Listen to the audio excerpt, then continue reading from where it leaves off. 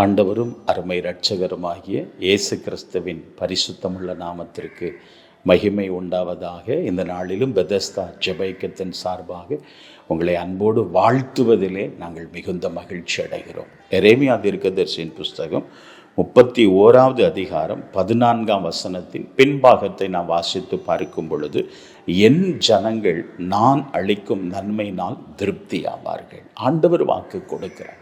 என் ஜனங்கள், என் பிள்ளைகள், ஆண்டவருடைய கிருபையினால் ரட்சிக்கப்பட்ட பிள்ளைகள் அவர் கொடுக்கிற நன்மையினால் திருப்தி ஆவார்களாம். வேதம் சொல்லுகிறது, நீதிமொழிகள் 27ஆம் அதிகாரம் 20ஆம் வசனத்தை நாம் வாசித்து பார்க்கும் பொழுது, பாதாளமும் அழிவும் திருப்தி ஆகிறதில்லை, அதுபோல மனுஷருடைய கண்களும் திருப்தி ஆகிறதில்லை. இன்றைக்கு மனுஷருடைய வாழ்க்கையிலே எவ்வளவு வசதிகள் வந்தாலும் அல்லது எவ்வளவு ஒரு ஆசீர்வாதங்கள் இருந்தாலும், உலக பிரகாரமான என்ன ஒரு நன்மை இருந்தாலும் ஒரு திருப்தியை அவர்களிடத்தில் காண முடியவில்லை.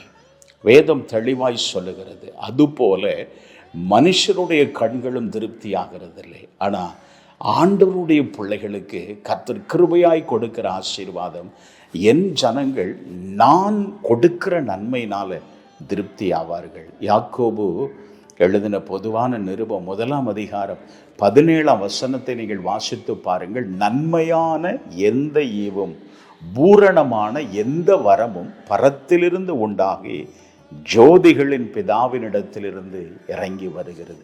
அவருடைய பிள்ளைகளுக்கு, இயேசுவை நம்பி இருக்கிற பிள்ளைகளுக்கு பிரத்யட்சமாய் அவருடைய வாழ்க்கையிலே கர்த்தர் கொடுக்கிற நன்மையின் ஆசீர்வாதம் ஒரு திருப்தியை தரும். உங்கள் குடும்பத்தில் போதுமான வருமானம் இல்லை, நாங்கள் ரொம்ப கஷ்டப்படுகிறோம், நாங்கள் ரொம்ப நெருக்கப்படுகிற ஒரு சூழ்நிலையில் இருக்கோம், உங்கள் உள்ளம் கலங்குகிறதா? பயப்படாதீங்க. உங்களை நேசிக்கிற ஒரு அன்பு தகப்பன் ஒருவர் இருக்கிறார், இயேசு இருக்கிறார். அவரை நோக்கி பாருங்கள். ஆமேன். அவருடைய பிள்ளைகள் அவர் கொடுக்கிற நன்மையினால் திருப்தி ஆவார்கள்.